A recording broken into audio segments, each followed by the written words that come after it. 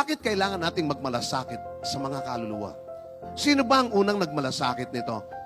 Mga kapatid, maliwanag, ang Panginoong Hesus ay walang pinipili.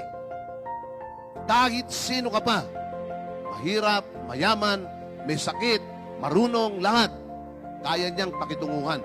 Bakit? Ang mission niya talaga, madalas nating marinig, nagpunta siya rito para hanapin ang mga nawawala. To seek and to save the lost. Hanapin ang nawawala, iligtas ang mga nawawala. Kahit gaano ka kasama, mahalaga ka sa Diyos eh. Kaya nga, care for the lost. Ako'y nawala. Ikaw ay nawala. Nawala tayong lahat. Salamat, may naghanap sa atin, nag-share ng gospel, natagpuan natin ang Panginoon, naligtas tayo, at tayo ngayong lahat ay narito. Paano kung walang naghanap sa atin? Paano kung wala? Mga kapatid, pasalamatan ninyo yung mga taong naghanap. Mga kailangan gawin para makita natin ang mga nawawala. Number 1, concern for the lost. Magmalasakit tayo sa mga nawawala. Sabi ng Bible, tinampunin mabuti. Mga kapatid, kung may kapatid kayong nalilis ng landas at may isa namang umakay sa kanya upang magsisi, ito ang tandaan nyo, sino mang makapagpabalik sa isang makasalanan tungo sa wastong pamumuhay ay nagliligtas ng isang kaluluwa sa kamatayan, nakapapawi ng maraming kasalanan. Number 2, concentrate on Jesus. Ituon natin sa Panginoong Hesus kung ano yung sinasabi natin. Alam niyo kung saan nyo itutuon yan? Sa cross. Sa dugo ng Panginoong Hesus. Sa buhay ng Panginoon.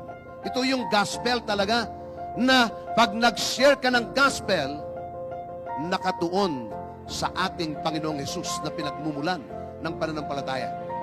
Number 3, sabi po riyan, continue preaching to the lost.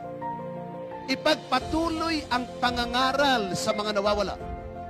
Anong sabi ni Pablo? Hindi ko'y kinahihiya ang salita ng Panginoon. Dahil ito ang makapagliligtas sa kanila. Walang pinipiling panahon ang pangangaral ng salita ng Panginoon. Bakit? Maraming nawawala. Courage to preach the gospel. Magkaroon ng lakas ng loob. Mangaral. Ito po ang kahinaan ng lahat. Yung tapang. Hindi po tayo dapat matakot. Matakot tayo kung gumagawa tayo ng kasalanan. Ito, tingnan niyo mabuti. Sabi ng verse, kaya't muli nilang ipinatawag sina Pedro at pinagsabihang, huwag lang magsasalita o magtuturo pang muli tungkol kay Jesus. Subalit sumagot sina Pedro to Juan, kayo na ang umatol kung alin ang tama sa paningin ng Diyos. Ang sumunod sa inyo o ang sumunod sa Diyos?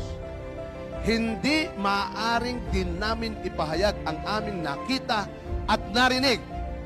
Kailangan natin ang courage. Mga kapatid, courage to preach the gospel. Bakit? Dahil marami po ang nawawala. Commitment to preach the gospel. Si Pablo, makapunta lamang ng Roma, nahagupit ng 39. Nawasak ang barko. Maraming nangyari sa kanya. Pero yung commitment niya kay Lord, maraming nawawala.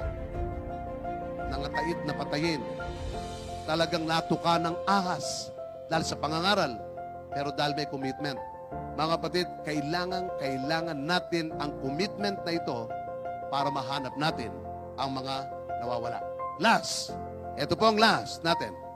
Campaign to reach the lost. Ano po yung campaign na yan? Pag tinanggap mo si Lord, magkakaroon ka ng kapayapaan. Tinatawag mo mga kapitbahay. Kinakampaign natin na maabot. At ngayon po, nangangampanya ako ngayon sa inyo. Mga kapatid, pag ito'y ginawa nating lahat, maraming mga nawawala ang mabubuksan ang mata at makakikilala sa ating Panginoon.